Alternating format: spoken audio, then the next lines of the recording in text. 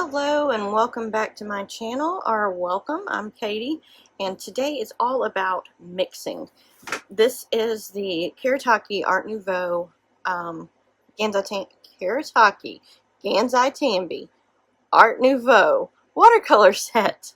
It is absolutely gorgeous. I have already swatched this in my previous video, so there they are. And what I'm going to do is I'm going to mix them to see what the darkest value I can get and how I can get it. So, you know, because most people I've watched say they cannot get black. And I get that. I don't use black. I just need a really dark gray. I use Payne's gray normally, but these are the colors. So I'm going to start out by mixing shadow green and vermilion and maybe something else, because shadow green is going to have my yellow and red in it. I mean yellow and blue in it, and then this is going to give me my red. But the thing with this is this does have some white pigment added to it. So we're going to see how it goes. But that's what I'm going to be using. I'm going to, oops, sorry, hitting that camera, set that over there just so that I can see it and it not be in the way. Alright, I'm using a set of Zen Art Faux Sable brushes that I got on Amazon. They are travel brushes, so I can just pop them, take them with me. Really like that. I do have two things of water, one for rinsing my brush and one for clean water to activate. And I'm going to grab something really quick. Alright, I have this little dropper bottle, and I really like it. It's just a needle, like a needle nose bottle. I got these at Dollar Tree, and I'm going to use it to actually put some water on the paint so I can get it up and get it on the brush without having to dip so many times, and I can actually wet the paint over here.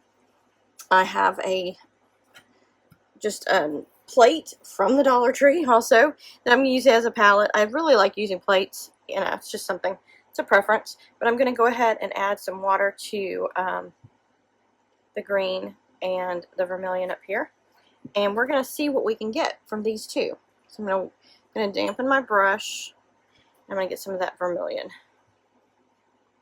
I really like how creamy these paints are. They're very, very creamy. I probably put too much water, but since I'm going to do different mixes, it's just easier to be able to grab the paint without having to re-wet my brush and wash the brush and waste the paint. So this one is the vermilion. So I'm just going to clean my brush off on my paper. And this is Canson Mixed Media XL paper. It's one of my favorite papers. It does hold up well. So there's the vermilion. I'll rinse the brush. I just want to rinse it in between. And now I'm going to get the shadow green and add it to my palette. But first, let's put this on here so I can go ahead and, because I am going to be mixing now. But there's my shadow green.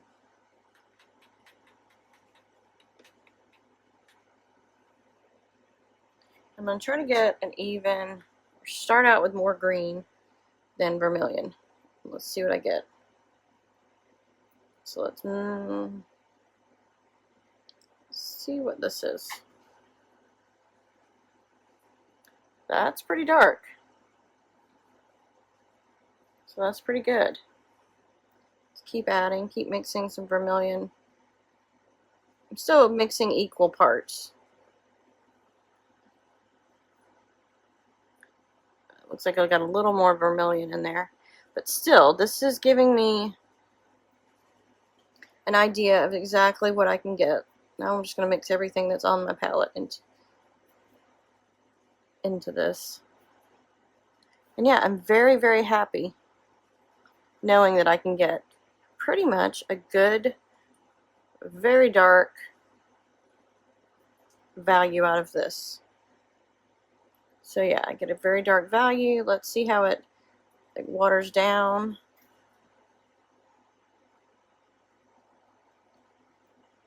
Adding a little more water. A little more water. Yeah, I really like that. That, I think, is going to work great. So vermilion and shadow green get me a really good dark color. Now let's see if I take the next one, which is greenish gray. It's not as dark, but do greenish gray. Let's see what greenish gray and the alizarin crimson get me. So I'm not going to put as much water down. Just greenish gray and alizarin crimson.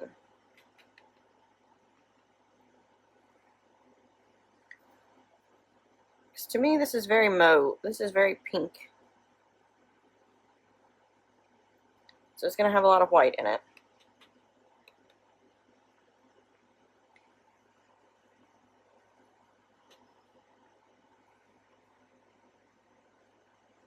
There we go. There is a good representation of the alizarin crimson. I actually made these a little too close together, so I'm not going to be able to write as well on them. And now the greenish gray. I'm thinking these are going to not get me as dark, which is fine. So there's my greenish gray. And now let's start mixing. First initial mix gets me a brown, a very greeny brown. Doesn't change much. I think I'm going to have to add a lot more of this alizarin crimson to get a darker. Yep, and it's still just going to give me like a really brown gray. So, I think I now know this one is what I'm going to end up doing to get gray. Let's water this out and see what we get.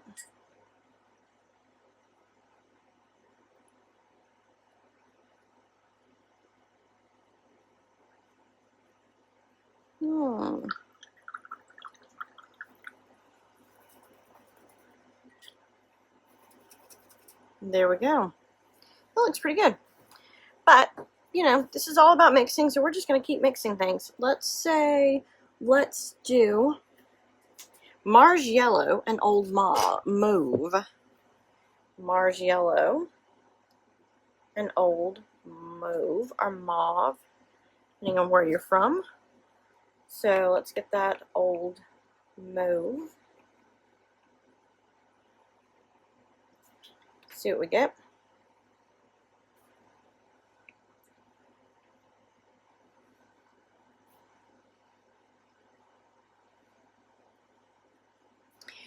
I think when you're mixing paints, it's really good for you when you get a new palette. It's good to play around with the color mixes and see what you can get out of each before you really start working with it in some respects, because that's how you learn the colors, and that's how you learn what is going to work, if it's your style, if it's the colors that you like. Because this is a really, really bright orange. And I'm sure mixing it with this Old Mauve, which looks more purple, it's going to come up with some weird looking brown. But it looks like the Mars Yellow is going to overpower the Old Mauve. So I may need to add a little more in, because that is not what I'm going for. It's an interesting color, but it's not what I'm going for. So let's wash this brush out. And let's get some Old Mauve. Load the brush up and mix it in. Because we're trying to get more muted, desaturated colors. Pretty interesting. So let's dilute this out.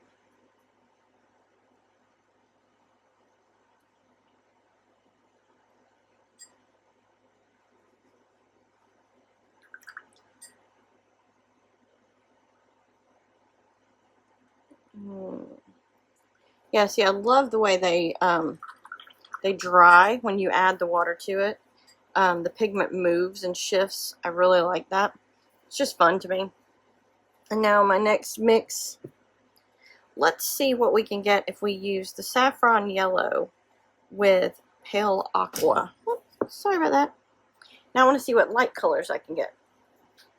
So saffron yellow, pale aqua. Let's get this yellow going. I really like these colors because they are more of a gouache consistency than watercolor, which is right what I like. But I can water it down and get the watercolor look. Be right back. So I really like the way how creamy these paints are. They really are very creamy. The consistency is nice. It's not as thick as, say, Holbein acrylic gouache, but you can get it that way if you wanted it. I got a little bit yellow on my brush, so I'm not going to get a pure aqua here. But let's get this up on the palette. Let's see what we can get. Because I do like a lot of greens too. I love greens. There are greens in this. Let's see. There's a not so mixed version, which means I need to mix it up a little bit more. That is a very pretty green.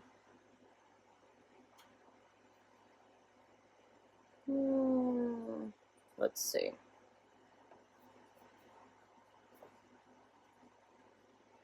I really do like this. I like this. Gives me another green that is not in the palette, because this definitely is not the pea green. It's similar, but it's enough of a shade difference that I like it.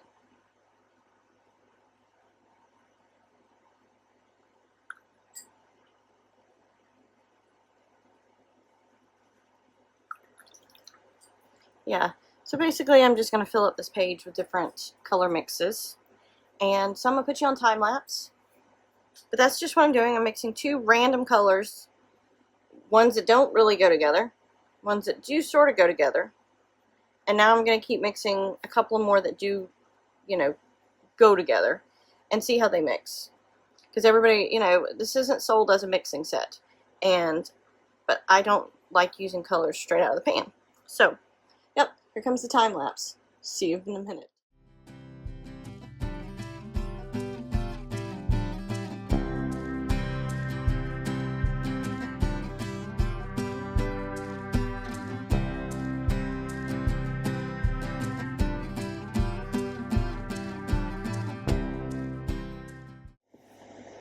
Alright, I've played around with some mixes and mixing other things together. Like I took the mix of this and added, this is the, oh sorry, I keep hitting the thing. This is the cobalt green and Mars yellow makes this. Add saffron yellow to that mix and you get a really green gold, because this says green gold, but the green gold in the palette is not green gold. It's like a tannish brown. It's not really green gold. So, green gold is like my favorite color. If I can find green gold in any brand, I will buy it, because I've never been able to mix it. Well, you can mix it if you mix cobalt green, Mars yellow, and saffron yellow. You can get something very close to green gold, which makes me happy. So, I also painted a little flower, just playing around, seeing how the paint mixes. But yeah, look at this. I really like it, and you definitely can get something pretty close to black by mixing vermilion and grayish green. So there you go. Vermilion and grayish green gets you a beautiful saffron yellow, and then adding green gray to mauve gets you a good warm yellow, or warm gray. So you've got a cooler gray and a warmer gray. Works great. I'm really happy with this set of watercolors, and it definitely was worth the wait. And I hope you've enjoyed this video. If you're still here, please leave me a comment below and tell me what your favorite watercolors are, or paint, or what's your favorite art supply. I'm game. I really would like to know. And hit that like button if you like this video, and subscribe for more. I do a mix of traditional and digital artwork, and I love sharing sketchbook tours and swatching videos. So if you like that kind of content, make sure to hit that subscribe button, and I'll see you soon.